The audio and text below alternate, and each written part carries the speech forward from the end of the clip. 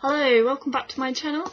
This is my first review in a while, so I'm doing it on a book I read, two books actually, I read quite a while ago. The first is The Dynamite Room by Jason Hewitt, and the second is Devastation Road by Jason Hewitt. I actually read Devastation Road the first, but it's his second book, and despite how similar they kind of look, lighting is really bad. Despite how similar they look in their cover designs, they are not linked in any way apart from the kind of time period that they're set in. So Dynamite Room, I'll talk about first, was Jason Hewitt's first book. It's about a little girl who's, I think, about 11, called Lydia, who has run away from where she was evacuated to in Wales, and she's gone back home to her Norfolk village, which has been, everyone has been evacuated. There's nobody there at all, and when she turns up at the house, there's a German soldier there, and he says she cannot leave, and he knows her name. And it's an amazing book, really, considering it only has two characters and they don't honestly do much, but the kind of dynamic and how their relationship sort of builds, and there's this constant tension all the way through the book where you're like, what's going to happen? How is this going to end? And Jason Hewitt has this kind of style in his writing. He uses flashbacks to explain the past and motivations, and kind of to slowly show why a character is doing what they are doing in the present. And I'm not a big fan of flashbacks as a kind of technique, but I like the way Jason Hewitt does it here. It's lots of little details. He's very good at the details and the kind of the atmosphere of the 1940s. You really get into both the characters' heads. It's very cleverly written, and I really appreciated some of the things that Lydia thinks of. He writes a lot of their thought processes and their little interactions and their fears, and how they explore this house that has just been abandoned.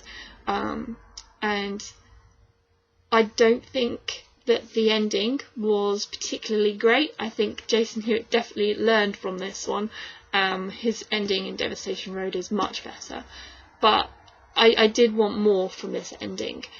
It's hard to kind of say why without giving any spoilers, but you've got this tension all the way through the book, and you know something's going to happen, and I think you can kind of guess what will happen in the end once you're a certain way through. But the last chapter, I felt I wanted more from Lydia. I wanted there to be some kind of character development there. This whole book is only set over the course of 10 days, so I didn't really expect massive character development. There's a lot more of that in the backstory about how the German soldier, I've forgotten his name, begins with H, orange name, but I can't remember, and about him and how he's changed as a person, and you really, really feel for him. Jason Hewitt's very good at writing emotion, but in an understated way, and in a way it's very kind of masculine sort of emotion, the way it's held back, and the characters don't want to acknowledge it almost themselves, and that feels very true to the soldiers at the time, going through all these horrors and things. So if you like slow burn books with a lot of interesting kind of character depth, this is a good one for you.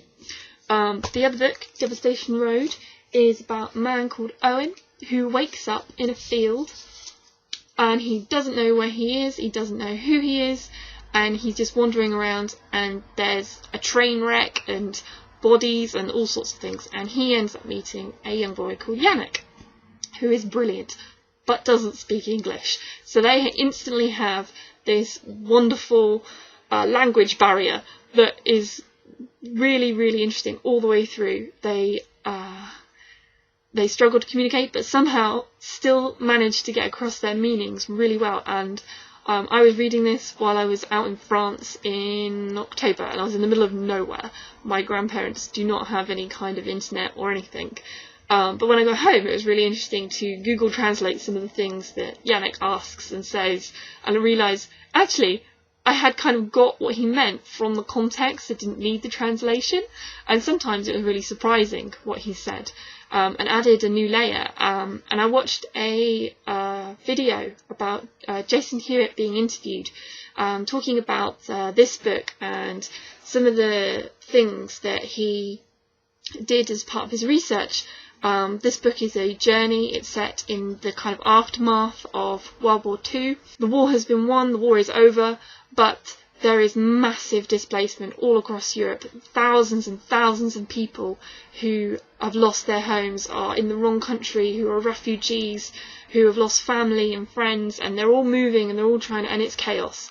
And this really hit me hard, especially because of all the things going on currently, and at the time when I was reading, especially with the refugee crisis now, realising actually we are no better at dealing with this now than we were back then, and that's really awful thing to realise, and really wish it was different. I really love this book, and the way that you could really tell that Jason Hewitt has gone on this journey, and that was part of what he said in the interview, was that he'd gone on this journey himself, and some of the things that they find in the books, like there's one part where they find this abandoned house and they're going through it looking for things and trying to scavenge, and Jason Hewitt himself actually came across a house on his journey that he took from these, I can't remember which countries they were. Let me have a look. It doesn't say. Bother. I read it quite a while ago, so I can't remember. But he goes on this big long journey to try and get to an America base. They meet several different people along the way, and you also get the same kind of thing in the Dynamite Room, where Jason Hewitt writes these very detailed, quite emotionally strong flashback scenes, where you see the kind of progress to how Owen has got to where he is now. And he's remembering in bits and pieces, and he's forgetting things as he goes, and he's trying to keep track. And it was really, really fascinating. For me, it was a little bit of research as well, because I'm writing a character who similarly has memory loss. And I really just find memory fascinating in all kinds of ways. So it was really good to see how Jason Hewitt handles it.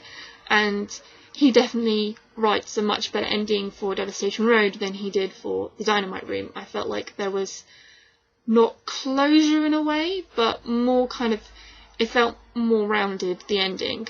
There were things that had happened, and there's nothing you can do about those things but move on. But there was a kind of upliftingness to the ending, which I much appreciated after a lot of the kind of really awful things that happen. But yeah, really great writing. He's very clear, very direct, very specific detail, and like description that you just don't realise is description as you're reading. And I love that, because the picture is just there in your head. You can imagine it and feel it, and the atmosphere is there, and I love it, and it's great. So I'm really looking forward to the next thing that Jason Hewitt writes. I think in the interview he did say he's not writing about this time period anymore, which is sad because I really like it. But I will pick up anything he reads in the future, and I rated both these books 4 stars, so I highly recommend both of them for different reasons. They're very, very different, I think. I'm not very good at summarising, but there you go. They are that way. But very good books, and yeah, I will stop rambling now. Goodbye, and happy reading.